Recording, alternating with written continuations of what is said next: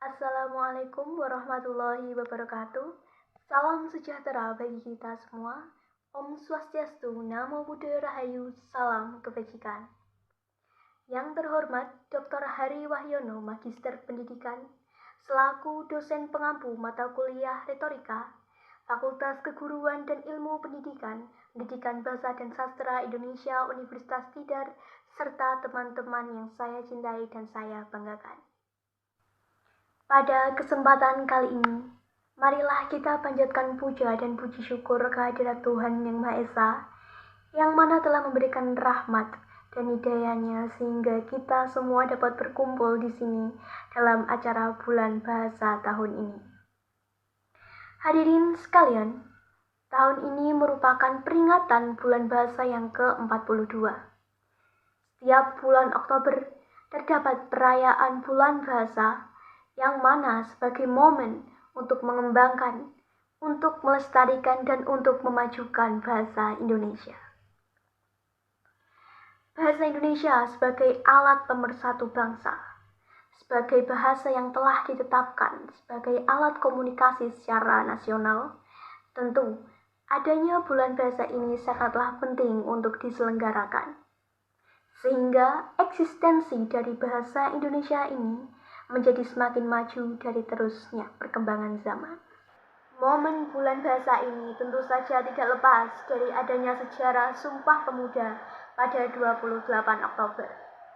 Pada bulan Oktober inilah, pada hari Sumpah Pemuda lahirlah atau terbitlah cikal bakal dari bulan bahasa, yang mana terikrar di Sumpah Pemuda yang nomor 3. Kami putra-putri Indonesia mengaku bertumpah darah yang satu, tanah air Indonesia. Kami putra-putri Indonesia mengaku berbangsa yang satu, bangsa Indonesia. Kami putra-putri Indonesia menjunjung bahasa persatuan, bahasa Indonesia. Poin terakhir inilah yang menunjukkan bahwa pentingnya bahasa Indonesia sebagai bahasa pemersatu bangsa di antara banyaknya bahasa daerah yang digunakan di Indonesia. Sebagai seorang mahasiswa, khususnya pendidikan bahasa dan sastra Indonesia, sudah saatnya, sudah waktunya, dan sudah semestinya kita ikut berpartisipasi dalam bulan bahasa. Berkarya di era globalisasi saat ini dapat diwujudkan dalam banyak hal, salah satunya dengan berkarya lewat bahasa. Gagasan, ide, hasil pemikiran baik itu lisan maupun tulisan dapat dituangkan lewat bahasa yang mana akan memberikan banyak manfaat. Dapat dipungkiri bahwa orang yang memiliki kecakapan berbahasa memiliki ruang yang cukup banyak di publik. Maka dari itu, berbahasa ini sangatlah penting dalam berbagai aspek kehidupan. Soft skill, hard skill, ketika kita mampu berbahasa dengan baik, maka ini akan berguna di lingkungan, baik ini lingkungan rumah, sekolah, maupun masyarakat.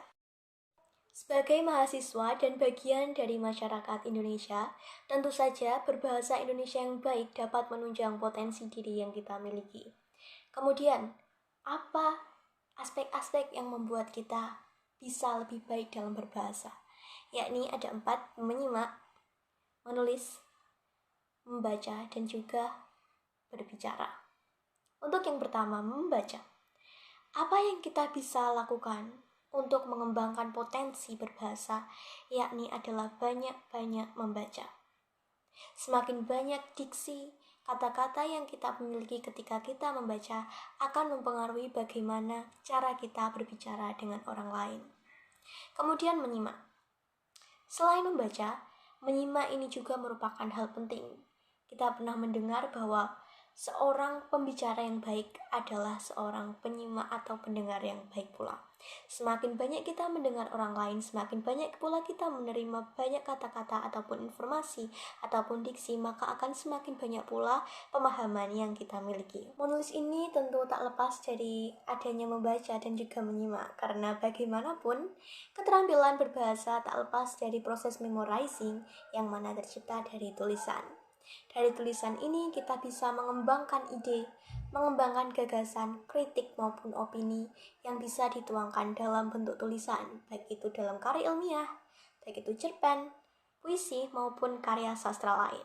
Hadirin yang berbahagia, melihat banyaknya manfaat yang kita peroleh, Apabila kita cakap dan pandai berbahasa, sudah selayaknya kita untuk ikut berpartisipasi, untuk ikut mengembangkan diri untuk memajukan Indonesia lewat berbahasa di bulan bahasa ini.